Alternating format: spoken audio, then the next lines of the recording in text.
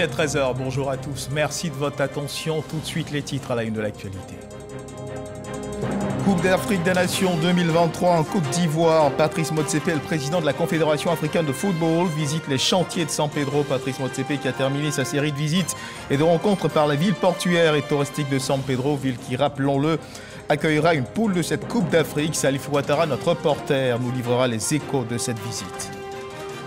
Un immeuble de type R+1 qui menaçait de s'écrouler a été démoli hier mercredi à tôt dans la matinée à Petit Cocody. Les services de la brigade d'investigation et du contrôle urbain du ministère de la Construction, du Logement et de l'Urbanisme ont mené l'opération. On en parle dans cette édition. Au Burkina Faso, l'affaire des assassins présumés de Thomas Sankara, l'ancien président du Burkina Faso, Blaise Compaoré, écope par contumace de la prison à perpétuité. Le même verdict pour le commandant de sa garde, Yassine Kafando, le général Gilbert Diendéré, un des chefs de l'armée lors du putsch de 87. Voilà pour l'essentiel.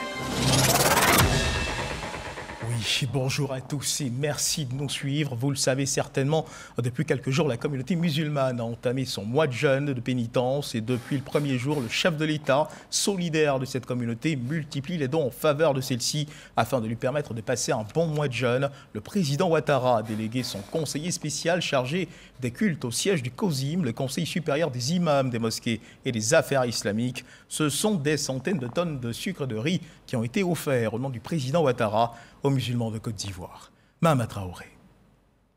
415 tonnes de sucre et 422 tonnes de riz. L'ensemble de ces vivres est destiné à la communauté musulmane nationale qui observe un mois de jeûne obligatoire depuis samedi dernier.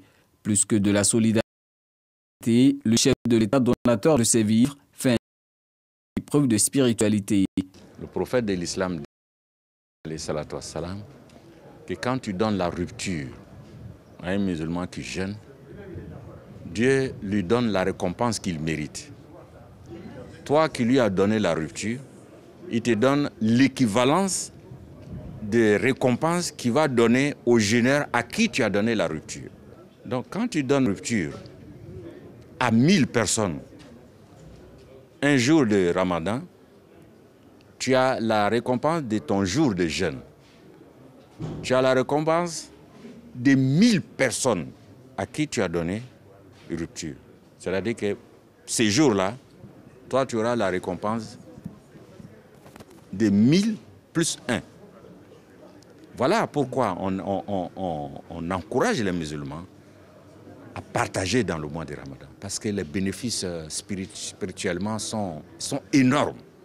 Venu remettre ses dons au nom du président Alassane Ouattara, son conseiller spécial chargé des cultes en a profité pour solliciter une fois de plus les bénédictions des imams en faveur de la Côte d'Ivoire. Beaucoup d'actes de dévotion à la gloire de Dieu sont accomplis par eux-mêmes, eux qui sont les guides de la communauté musulmane. Ils le font certes pour les membres de la communauté, mais le président estime qu'ils le font pour l'ensemble du pays. Parce que partout où s'exercent les bonnes recommandations, les bonnes exhortations, les bonnes supplications, pour que la miséricorde de Dieu s'étende sur les êtres humains, partout, cela ne peut être que favorable aux intentions et aux actes de gouvernement. En ce mois de dévotion spirituelle, le président du COSIM exhorte les musulmans à la générosité et à l'entraide. Des prières qui aideront certainement la Côte d'Ivoire à réussir ce grand défi qui l'attend, organiser la Coupe d'Afrique 2023. Et justement, ouvrons la lucarne sur ce constat effectué par le président de la Confédération africaine de football, Patrice Motsepe, quant à l'évolution des chantiers qui accueilleront cette compétition. Patrice Motsepe qui a terminé sa série de visites et de rencontres par la ville portuaire et touristique de San Pedro, ville qui, rappelons-le, accueillera une poule de cette Coupe d'Afrique. Salif Ouattara, témoin de cette visite. Accompagné du ministre des Sports, Paulin Claude Dao, et de celui des PME de l'artisanat, Félix Anoblé, également député maire de San Pedro, le président de la Confédération africaine de football a effectué le déplacement pour San Pedro sur un vol de la compagnie nationale aérienne. 45 minutes de vol, le temps de s'imprégner de l'état d'avancement des travaux sur le terrain. Les voiries en construction, le stade de 20 000 places, dont la bâtisse affiche déjà fière allure, et la cité Cannes ont reçu au pas de course la visite de la délégation CAF. Les explications des services spécialisés ont permis au président Motsepe de mieux cerner les difficultés sur le terrain et les performances enregistrées. Il s'agit de l'ONS, l'Office national des sports, représenté par sa directrice générale, Mariam Kone Yoda, et le COCAN, le comité d'organisation de la CAN 2023, fort de la présence de son président, François Albert Amicha.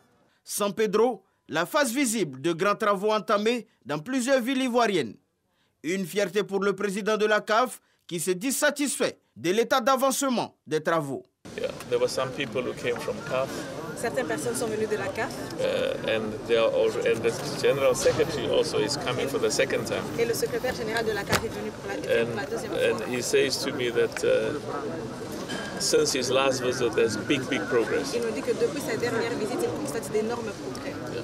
So we are very focused from CAF because this is going to be one of our exciting stadiums for the AFCON. À la CAF pour que cette CAN soit excellente. À 15 mois du coup d'envoi de la 34e édition de la Coupe d'Afrique des Nations de football, la Côte d'Ivoire affûte ses armes afin d'être prête le jour dit. Un objectif partagé par le patron de la CAF qui a déjà pris rendez-vous pour la CAN 2023 en terre ivoirienne. Et puisqu'on parle de foot, il semble que plus rien n'entrave désormais l'élection du prochain président de la Fédération ivoirienne de football. C'est ce que l'on doit retenir de l'Assemblée générale extraordinaire de l'institution sportive. 4 parrainages sans catégorisation. L'article 47 adopté à nouveau par les membres actifs de la Fédé de foot. Une Assemblée générale extraordinaire qui s'est tenue sous la direction de Mariam Dao Gabala et sous la supervision de la FIFA et de la CAF. Patrick Dadier nous en dit plus. Le chrono est désormais en marche pour élire le président de la Fédération ivoirienne de football le 23 avril 2022 à Yamoussoukro. Cette décision a été prise à l'unanimité par les membres actifs du football ivoirien, comme voulu par la FIFA, ce mardi 5 avril au plateau, lors de l'Assemblée générale extraordinaire de la dite institution. 4 parrainages sans catégorisation. On pense que maintenant, il n'y a plus de blocage, puisque l'esprit de la FIFA a été respecté. Donc nous pensons que le 23, on va aller aux élections pour que le football ivoirien puisse se retrouver. Nous ne pouvons pas toujours rester là pour des tests. Je pense que nous allons décider une dernière fois pour que les clubs puissent être libérés une fois pour de bon. Étant donné que plus rien ne bloque le processus électoral, Mariam Dao Gabala en a profité pour dévoiler le chronogramme devant conduire aux élections. Le dépôt des candidatures commence le 8, le vendredi 8, le samedi 9 et le dimanche 10. Le 15, vendredi 15, la commission électorale va notifier et publier ses décisions. La campagne électorale va commencer le 16 et l'Assemblée générale est prévue pour se tenir le 23 avril à Yamoussoukro. Au cours de cette rencontre, l'actuelle locatrice de la Maison de Verre a tenu à faire des précisions sur certains points brûlants. Dès que nous avons dit que nous allons faire un audit, les passions se sont déchaînées. Mais l'audit, c'est un acte normal.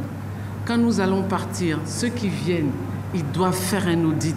À cette Assemblée générale extraordinaire, la FIFA et la CAF étaient représentés respectivement par messieurs Diomandé Api et Jean-Jacques Dienné. Avec ce boulevard désormais ouvert, le nouveau patron de la FIFA devrait être connu au soir du 23 avril 2022. Et Patrick Dadier, en attendant que le nom du nouveau président de la Fédération de football soit connu au terme d'une élection tant attendue, les souffrances d'un immeuble qui menaçait de s'écrouler à Petit Cocody ont été abrégées par les services de la brigade d'investigation et du contrôle urbain du ministère de la Construction, du Logement et de l'Urbanisme. L'immeuble de niveau R+1 en mauvaise santé a été démoli très tôt dans la matinée d'hier. Le récit complet de notre reporter, Cheikh Koné. Cocody Village, il est 11 h lorsque la pelleteuse des services techniques du ministère en charge de la construction du logement et de l'urbanisme pointe le nez à l'entrée du village. L'opération de démolition de cet immeuble de type R+1 est imminente. L'ouvrage menace ruine. Ce bâtiment, il y a des fissures. Il y a eu un affaissement. Et nous avons fait toutes nos procédures et informé la hiérarchie et monsieur le ministre. C'est pourquoi ce matin nous sommes venus faire la démolition. Le maître d'ouvrage sentant la menace a saisi les services de la brigade du contrôle urbain. Dans la pratique, l'action de démolition lui incombe, sauf que dans le cas d'espèce, une demande a été introduite et a obtenu une réponse favorable auprès du ministère pour la prise en charge financière, technique et sécuritaire de l'opération. Je lance un appel à toute la population ivoirienne pour dire que le ministère est là pour accompagner les maîtres d'ouvrage et non pas les dénonciations seulement. Dans ce cas de figure, c'est le propriétaire qui nous a saisis, c'est-à-dire le ministère, pour la démolition, car le bâtiment risque de s'effondrer sur les habitants. Depuis le début de l'année, cette opération est la 9e du genre, soit une moyenne de plus de 2 démolitions par mois. Compté du 30 juin 2022, l'on ne parlera plus de statut de réfugié pour les exilés ivoiriens. L'annonce a été faite par la représentante du Haut-Commissariat pour les réfugiés en Côte d'Ivoire au cours d'une audience avec le ministre de la Réconciliation et de la Cohésion sociale. Elle a également posé, sinon passé en revue, les statistiques relatives à la situation des exilés de la crise post-électorale. Abou Sanogo nous en parle. Cette remise symbolique de documents au ministre de la Réconciliation et de la Cohésion nationale, Kwadjo Kona-Bertin, par la représentante du HCR en Côte d'Ivoire, le Haut Commissariat pour les réfugiés en Côte d'Ivoire, Angèle Djoussou, exprime le satisfait de l'organisation aux autorités ivoiriennes. Au regard du flux massif des réfugiés ivoiriens revenus en Côte d'Ivoire, Angèle Djoussou est venue transmettre au ministre de la Réconciliation et de la Cohésion nationale les satisfaits du HCR, compte tenu du mécanisme mis en place pour rassurer les acteurs et victimes des différentes crises. Occasion pour la représentante du HCR en Côte d'Ivoire d'annoncer la date butoir de l'entrée en vigueur de la clause de cessation du statut de réfugié pour les Ivoiriens vivant à l'étranger. Nous travaillons toujours avec les autorités ivoiriennes pour voir comment leur état civil, à travers une documentation d'état civil, est clarifié déjà dans ces pays pour que leur séjour, pour qu'ils aient des cartes de séjour en bonne et due forme. Aujourd'hui, nous avons le résultat. La Côte d'Ivoire entière salue ce résultat, mais tout en remerciant le HCR qui nous a aidés sur ce processus-là jusqu'à la fin. Un document retraçant les statistiques du flux des réfugiés ivoiriens a été remis par Angèle Djoussou au ministre de la Réconciliation et de la Cohésion nationale, Kwadjo Kona-Bertin. En 2021, 22 686 réfugiés sont revenus pour la plupart des pays de l'Afrique de l'Ouest. 8 000 ont été reçus au cours du premier trimestre de l'année 2022. 25 000 réfugiés demeurent encore en Asie. À ce jour, l'on compte environ 305 000 réfugiés ivoiriens revenus de façon volontaire. Les exilés ivoiriens ayant fait le choix de vivre dans leur pays d'accueil ne bénéficieront plus du statut de réfugiés à compter du 30 juin 2022, selon le HCR. Dans les sillons de la cohésion sociale, les populations de la ville de Bongouanou ont été remerciées par leurs élus députés de la région du Moronou pour leur implication dans la consolidation de la cohésion sociale, implication caractérisée par des actes de soutien au vivre ensemble. Les détails de cette rencontre avec Godefroy Kambawa. Le quartier Diolakro de Bongouanou a été choisi pour abriter la rencontre entre les députés du Moronou et les populations. Les parlementaires sont venus témoigner leur gratitude pour leur implication dans la préservation d'un climat social apaisé dans la région du Moronou. Jacob Assouba, Kwaku Dapa et Nguessa Awondjon, respectivement députés de Bongouanou, de Tiemele Kro Anoumaba et Daha, veulent encourager le peuple Agni Morofoué à continuer à vivre en parfaite harmonie avec toutes les communautés qu'il a accueillies depuis des décennies. Parmi ces communautés, les Malinqués installés au quartier Dioulakro. Je vous dis merci. Merci beaucoup. Almami, je vous dis merci. Pasteur, je vous dis merci. La paix étant de mise, toutes les énergies peuvent être déployées pour le développement de cette région, ancienne boucle du cacao, désormais confrontée à plusieurs problématiques, notamment l'emploi des jeunes. Les temps ont changé dans le Moronou. Et je voudrais vous dire que les questions de développement du Moronou, des jeunes et des femmes engagées qui travaillent avec le président Alassane Ouattara.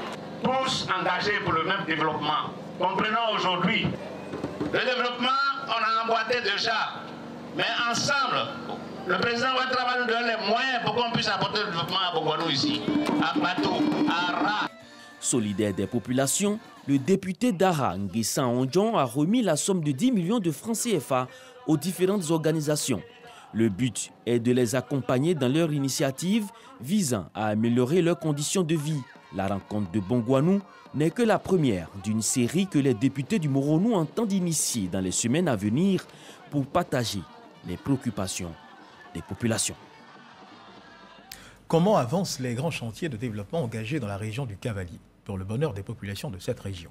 Pour le savoir, la présidente du conseil régional du Cavally, Anne-Désirée Ouloto, a initié une visite terrain à Guiglo. Elle a visité plusieurs sites en cours d'aménagement et de travaux, le CHR en phase de réhabilitation et d'extension, un nouveau pont à 2 voies et bien d'autres infrastructures, des infrastructures qui seront bientôt livrées. Abou Sanogo. Anne-Désirée Ouloto, présidente du conseil régional du Cavally, a parcouru les grands travaux de développement de la ville. Premier chantier visité, le centre hospitalier régional Félix Houphouët-Boigny en phase d'extension et de réhabilitation. Ce centre entrera dans une autre phase en termes d'équipement. La salle suite d'accouchement, la radiologie, le scanner, les nouveaux services d'urgence et de réanimation, la mammographie et l'imagerie ont été achevés. La présidente du conseil régional a pu s'enquérir du niveau d'avancement de la première tranche des travaux débutés en 2020. Une modernisation du CHR de Guiglo qui coûtera un peu plus de 3 milliards de francs CFA et qui sera livrée fin avril. Je suis heureuse et avec mes parents, avec les populations, je dis dans un premier temps merci au président de la République, merci au gouvernement de Côte d'Ivoire parce que ça, pour nous, c'était impensable. Cap sur le chantier du pont sur le fleuve Ouzo, à l'entrée de la ville. La taille des travaux a émerveillé l'ensemble des visiteurs. Un pont moderne à 2 voies. La route précède le développement, mais avec le président Ouattara, les ponts accélèrent le développement. Et c'est ce développement qui est en marche dans la région du Cavally. Autre étape, la visite des infrastructures de la première école de jeunes filles dans le village de Yaoundé. Un établissement d'excellence bâti sur une superficie de 8 hectares et qui, selon Anne-Désirée Ouloto, portera le nom de la première dame Dominique Ouattara. C'est un bel hommage donc, à la femme, mais c'est aussi un témoignage d'une affection de Madame la Première Dame aux populations de la région du Cavally. Anne-Désirée Ouloto a également rendu visite au vicaire général de la paroisse Saint-Joseph de Guiglo dans son presbytère. Elle était porteuse d'un don du gouvernement au diocèse. Après cette remise de dons, la présidente du conseil régional du Cavally a échangé avec la jeunesse de la région au siège du conseil. Une rencontre qui s'inscrit dans le cadre de la préparation des prochains états généraux de la jeunesse du Cavally qui se tiendront en mai prochain. En économie, la Direction générale du budget et des finances est à la rencontre des populations de l'intérieur du pays pour une campagne d'explication du budget citoyen, un document qui détaille tout le mécanisme budgétaire. Cet exercice s'inscrit dans le cadre de la transparence voulue par le gouvernement ivoirien dans la gestion des deniers publics. Ici, les étapes de Bundiali et de Touba. Kader Sogodogo. Le budget citoyen 2022 dévoilé aux populations à travers un document. Il est expliqué en des termes accessibles à tous et illustré par des dessins pour faciliter davantage sa compréhension. À Bundiali, des heures durant, le budget 2022 de l'État de Côte d'Ivoire sera décortiqué de sa conception jusqu'à son utilisation. On attend beaucoup des citoyens parce qu'ils doivent observer le civisme dans le cadre donc, de la fiscalité, c'est-à-dire qu'ils doivent payer leurs impôts. Mais en même temps, on attend d'eux un civisme dans le cadre du contrôle des actions de l'État à leur profit. Après Bundiali, Touba, l'exercice est le même. Les populations qui sont les principales bénéficiaires de ce budget-là ne s'y intéressent pas trop parce que les documents traditionnels du budget sont assez volumineux et complexes. Donc le gouvernement, dans sa volonté de rapprocher ce budget-là des populations, dans sa volonté d'améliorer la transparence a bien voulu élaborer un document qui va traduire de façon synthétique et simple le budget de l'État. Une aubaine pour les citoyens lambda de prendre conscience des réalités de la gestion publique. La campagne de sensibilisation sur le budget citoyen vise un seul objectif, la transparence dans la gestion des deniers publics. Vont suivre les localités de Dimbokro et d'Azopé. 60 auditeurs de l'Institut national de statistique ont reçu leur certificat de fin de formation après un mois de renforcement de leurs capacités. Ils sont désormais outillés pour travailler à la performance et à la compétitivité pour la production de données fiables. Remise de certificat de fin de formation qui s'est tenue dans les locaux de l'ENCA, l'École nationale supérieure de l'économie appliquée. Frédéric Oulaï, Godefroy Okambawa. 60 auditeurs de l'Institut national de la statistique reçoivent leur certificat au thème d'1 mois de renforcement des capacités à l'École nationale supérieure de l'économie appliquée, NCA. Cette formation résulte de la volonté du ministère du Plan et du Développement de se doter d'une ressource humaine hautement qualifiée et compétitive. Pour produire de bonnes statistiques, il faut des ressources humaines compétentes. Il faut maintenir un système de formation donc adéquat. Comme dans toute activité donc professionnelle, il y a des évolutions technologiques et en fonction de ces évolutions technologiques, il faut donc se mettre à jour de manière régulière. Cette mise à niveau de ces professionnels de la statistique a été financée par l'Agence française de développement. Elle s'inscrit dans le cadre du contrat de désendettement, CDD. Traduisant l'engagement de la ministre Nialé Kaba, le directeur de cabinet du ministère exhorte ses auditeurs à œuvrer à l'amélioration de la performance du système de la statistique nationale. La technologie avance tout le temps. Il est important qu'on se remette en cause, qu'on se réforme et à chaque fois, on doit pouvoir avoir vraiment des agents de bonne qualité qui assurent une très bonne production statistique. Les agents de l'INS ont été outillés dans les parcours de programmation de développement informatique, gestion des bases de données, collecte, traitement et analyse des données. À suivre à présent l'évolution de la Covid-19 en Côte d'Ivoire.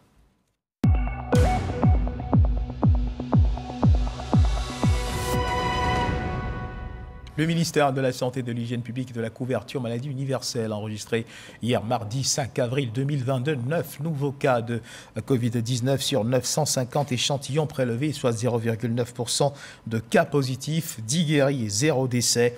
À la date du 5 avril 2022, la Côte d'Ivoire, notre pays, compte donc 81 780 cas confirmés, dont 80 945 personnes guéries, 796 décès et 30 cas actifs. Le nombre total d'échantillons est de 1 477 408. Le 4 avril, 85 071 doses de vaccins ont été administrées, soit un total de 11 728 030 doses du 1er mars 2021 au 4 avril 2022. Le ministre de la Santé, de l'Hygiène publique et de la couverture maladie universelle invite donc toutes les personnes de plus de 12 ans à se faire vacciner dans les centres de vaccination. Et on ne finira jamais de le rappeler, la vaccination contre la Covid-19 est gratuite et volontaire. Toujours dans le domaine de la santé, la Côte d'Ivoire enregistre 500 décès liés à la rage chaque année. Des informations révélées à l'ouverture du 6e cours international sur la surveillance et le contrôle de la rage qui s'est ouvert à Abidjan pour une dizaine de jours. Le ministre des Ressources animales et celui de la Santé étaient représentés à l'ouverture de cette cérémonie. L'événement a mobilisé des experts venus des 4 coins du monde. C'est ce que nous dit Dangui Dangui. La rage fait toujours rage en Côte d'Ivoire. 500 personnes y meurent de cette maladie chaque année et la majorité de ces victimes sont des enfants.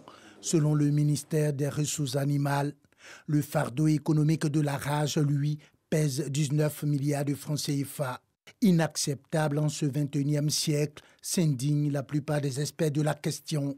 Rassemblés sur les bords de la lagune Ébrié dans le cadre du 6e cours international sur la surveillance et le contrôle de la rage. Nous sommes heureux d'organiser avec vous ce cours, avec tous les partenaires qui sont déjà impliqués dans la lutte pour aider à la collaboration entre les secteurs humains et les secteurs vétérinaires, renforcer cette collaboration. Même si la Côte d'Ivoire s'honore déjà d'abriter ce rendez-vous international, les autorités misent sur les conclusions de ce conclave d'experts internationaux d'une dizaine de jours sur la rage pour éradiquer cette maladie en Côte d'Ivoire. Si on n'est pas vacciné, qu'on est mordu par un chien et qu'on fait les signes de la rage, dès l'instant où on fait les signes de la rage, il n'y a plus rien à faire. on meurt de cette maladie. Vous constatez aujourd'hui qu'à Abidjan, la plupart des foyers possèdent des animaux de compagnie. C'est par l'entremise des animaux de compagnie que la rage est transmise aux hommes, en particulier le chien. Donc c'est pour vous dire aujourd'hui qu'il est très important que nous, populations, nous avons une responsabilité avec ces animaux de compagnie-là. Il faut veiller à ce que les vaccinations soient faites et que si jamais un enfant est griffé ou que mordu par un chien, il faut immédiatement le conduire à l'hôpital. L'ignorance des risques liés aux morsures et griffes de chiens, les difficultés financières et l'insuffisance de personnel qualifié pour la prise en charge et la gestion adéquate du problème de la rage sont autant de facteurs retenus par les experts pour expliquer pourquoi 95% des décès liés à la rage sont enregistrés en Afrique et en Asie, alors même qu'il existe un vaccin réputé efficace à 100%. Et une autre question de santé sera abordée cet après-midi. Vous le savez certainement, la saison des pluies est une période favorable à la multiplication des moustiques. Ça fait l'actualité, on parle ce mercredi à 16h sur RTI 1 avec le professeur Joseph Beignet-Bivreau, directeur général de l'Institut national d'hygiène publique. Il s'agira surtout de s'interroger sur la prévention. Comment se fait la prévention en cette période? Ce magazine qui sera présenté par Victorien Angois, ce sera donc sur le coup de 16h. Un atelier de validation de rapport régional provisoire d'études sur l'analyse diagnostique transfrontalière du bassin du Cavally a eu lieu. Il s'est agi pour les participants d'examiner et de confirmer les problèmes à caractère transfrontalier identifiés. Jean-Marc Djadji nous éclaire là-dessus. Un atelier de validation du rapport régional provisoire d'études sur l'analyse diagnostique transfrontalière du bassin du Cavally. Il s'est tenu ce jour à Cocody. Objectif: examiner et confirmer les problèmes identifiés dans ce bassin. C'est un projet qui permet de fédérer toutes les synergies, de permettre aux populations locales d'adresser les problèmes et de pouvoir gérer de façon durable les ressources. Comment exploiter, comment utiliser l'eau sans que l'eau ne soit polluée. L'Union du fleuve Mano est un espace régional qui a la 3e réserve en termes d'écosystème forestier qui est en train de se dégrader malheureusement. L'atelier permettra de valider un rapport qui a été produit au niveau national. Nous aurons aussi une validation au niveau régional. Donc il est très important. L'élaboration de l'analyse diagnostique transfrontalière est un processus participatif. Il est d'abord endogène, en ce sens qu'au niveau de la Côte d'Ivoire, il y a un premier rapport qui a été élaboré et qui a adressé les problèmes environnementaux qui menacent la partie ivoirienne du bassin. Une initiative saluée par le colonel-major Walou Koulou, représentant le ministre des Eaux et Forêts. Je tiens à dire que c'est un atelier très important qui va permettre d'avoir des résultats qui permettront à la Côte d'Ivoire de petit à petit mettre en place nos organes de bassin. Pour ces acteurs, ce projet permettra de protéger les dernières forêts et les ressources en eau se trouvant dans l'union du fleuve Mano. Une autre question dans votre journal, comment les processus de migration affectent les sécurités humaines? C'est autour de cette question que les archéologues ont choisi de synthétiser leurs données après une étude approfondie portée sur la migration. Il s'agira pour eux de proposer un modèle intégré social réussi des migrants à long terme, sujet abordé au cours d'un atelier qui a eu lieu à Verville. Pour mieux comprendre la migration de nos jours, archéologues, historiens et anthropologues feuillettent l'histoire afin de modéliser une synthèse sur le long terme. Les archéologues sont chargés de faire une synthèse qui part de la préhistoire jusqu'aux périodes modernes, pour voir un peu les résultats à long terme, au lieu de voir les résultats à court terme qu'on fait depuis très longtemps. Par rapport à la souffrance de l'humain, nous, en tant que chercheurs, nous devons trouver des solutions pour répondre à cette problématique-là. L'archéologie démontre que les migrations ont été toujours dans l'histoire de l'humanité depuis la nuit des temps. Et donc, en intégrant cette dimension-là, cela permet d'avoir une autre approche de la migration, n'est-ce pas, pour imaginer mieux les politiques qui pourraient être appliquées, n'est-ce pas, pour mieux appréhender le phénomène et y apporter les solutions les plus efficaces possibles. Utiliser les données archéologiques pour mieux comprendre la migration humaine afin d'influencer les problèmes sociaux modernes. Le Haut Commissariat des Nations Unies pour les réfugiés, HCR, soutient l'initiative des scientifiques.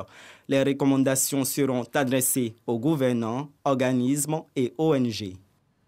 Et dans l'actualité internationale, au Burkina Faso, nous disions à l'entame de cette édition l'affaire des assassins présumés de Thomas Sankara, l'ancien président du Burkina Faso.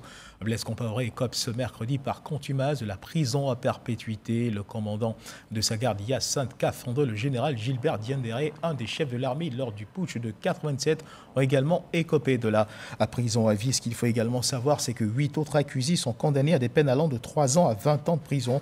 3 accusés, enfin, ont été acquittés. Voilà ce que l'on pouvait dire dans cette édition. Merci de nous avoir suivis. Dieu garde la Côte d'Ivoire.